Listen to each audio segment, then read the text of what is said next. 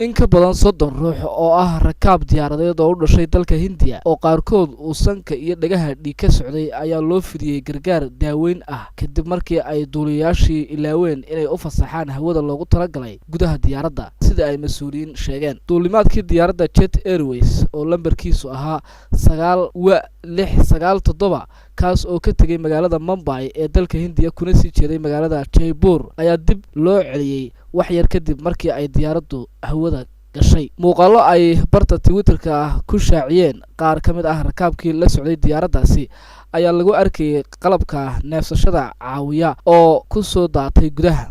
Diyaaraddan oo nooceedu yahay Boeing 737 ayaa siday dad ay tiradoodu gaadhayso 166 ruux waxaana ay markii dambe u caga dhigatay si nabad ah. Wasaaradda duulista hawada ayaa sheegtay in shaqaalihii diyaaraddaasi laga joojiyay shaqada isla markaana baadhitaano la samayn doono. Dhammaan rakaabkii waxaa looga soo dejiyay diyaaraddaasi nabad ah.